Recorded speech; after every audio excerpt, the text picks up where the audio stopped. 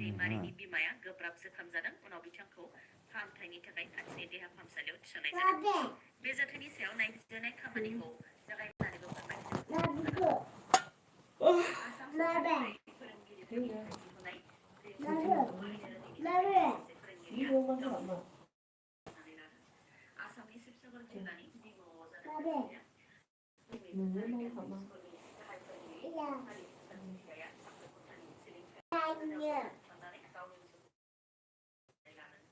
फरायसालिनि फोरोंगिरिफोर आरो ओनसोलनि सुबुंफोरा फोरमायथिनाय बायदिब्ला आसाम सरकारा बावैसो सिगां मबाइल एप रिम्स एपखौ बाहायनो थाखाय बिथोन होदोंमोन आरो बे रिम्स एपनि गेजेरजों फोरोंगिरिफोरनि एटेन्डेन्सखौ नायनाय जायो बेनि अनगायैबो फोरोंगिरिफोरनि थाखाय माखासे अनलाइननिबो राहा खालामनाय जादोंमोन नाथाय कालि प्रसाद सेथिया बिथांनाव रिम्स एप आरो अनलाइननि राहाफोरखौ बाहायनायनि सायाव जेबो रोंगौथि गैयामोन बेनिखायनो बिथाङा अनलाइननि बे राहाफोरखौ गुबुन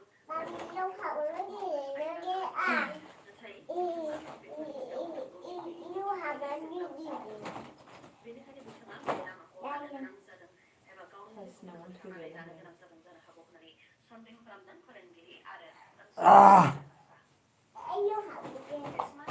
बहुत नेट का प्रॉब्लम है यहाँ पे ज़्यादा नेट नहीं आ रहा है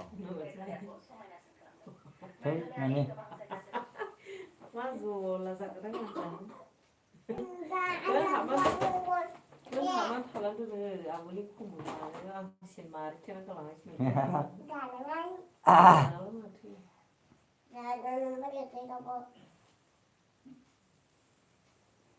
माबोरै दं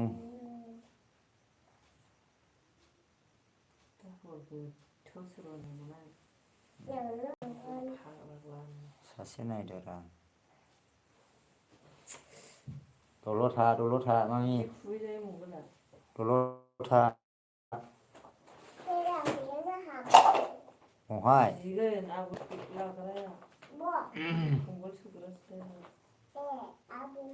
नेटआनो नाङालै मा जाद नुहैखो पिकचारखौ सेस नेटआनो नाङा पिकचारखौ मा जाद नुहैखो लोगोफोर दे फैदो गोख्रै नेट का बहुत प्रॉब्लम है यहाँ पे ज़्यादा नहीं आ रहा है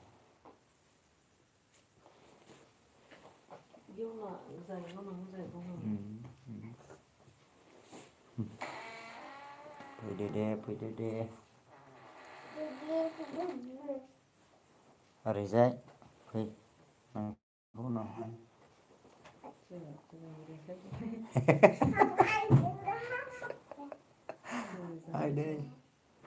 फैदोरा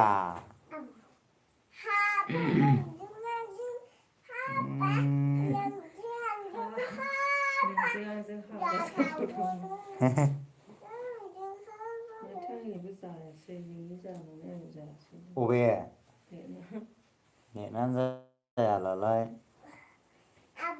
नेटआनो जायालै लोगोफोर नेट का प्रॉब्लम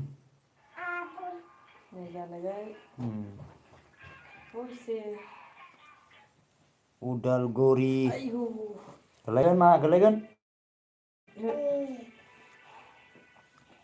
नेट का प्रॉब्लम पिक्चर कैसा हुआ पता नहीं माखौ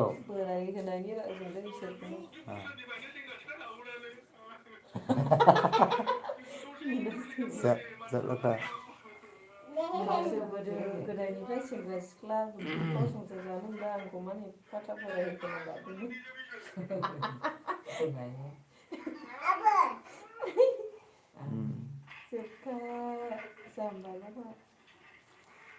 ओमफ्राय बावलाय माथो हाबा नोंलाय मानि इयाव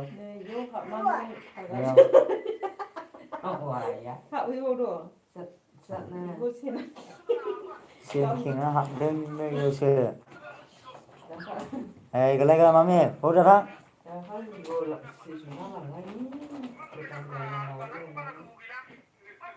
मा जात नुहैखो पिक्सारालाय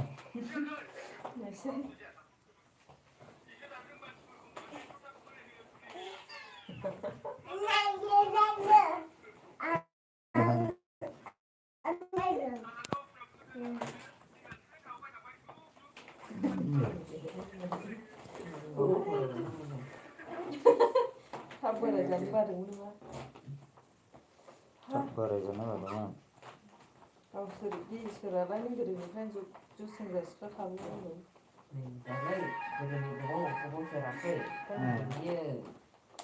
गोदोनिया गोबाव गोबाव जोरखादोंना 100 बोसोरनि बारा जोरदों।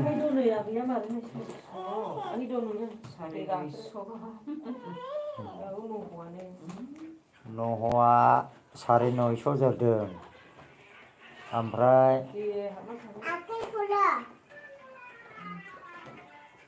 खावसुमा बेसेबां जादों खावसुमा माबाया खासेवा 350 बोसोर जोरोनो। खासेवा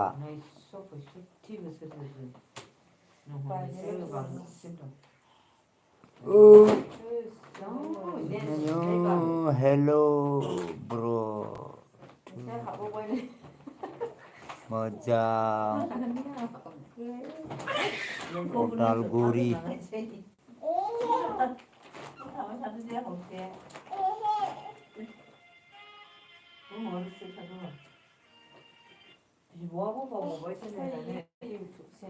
अबे औ दंखायोद्रायनालाय जोहोलाव नार्जारि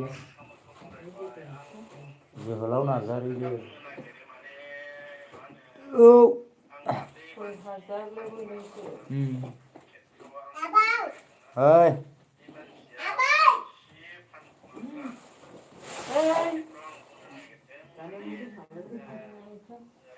फैदो मा अबे सिङाव दे बे जिबौ थायो। उन्दुजोब्बाय नामाब्रा मानसिफ्रालाय दानो 9टायावनो बे गोजां बोथोरावलाय उन्दुआला माथो। आयौ कुकुर भाबि रुक रुक रुक थरा रुक सोरजों रायलायबाय थादोंब्रा लाइट होनायखौ नुवाखै लाइटआवसो होदों।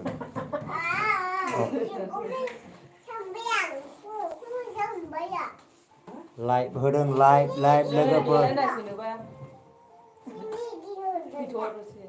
पिक्सारा मोजां नुहैयाखैबो जानो हागौ लोगोफोर अन्नानै निमाहा होदो। आं बिहावनावसो दंफैयो उदालगुरियाव पिक्सारा मोजां नुवाखैबो जानो हागौना। लाइ नोमबाजैयाबो खाथियावनो दङ।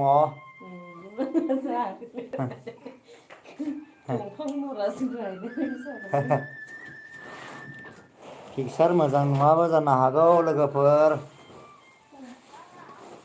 एकदमबारे नेटआनो प्रब्लेम नेट का बहुत प्रॉब्लम है यार। मामि नांगोन रा सना ओइ लोगोफोर दोनथ'नोसै पिक्साराबो मोजां नुवा जानो हागौ एसे नेट फुरायाव गाबोन माबालायनोसै रायलायलायनोसै माब्रै स' थेंक इउ लोगोफोर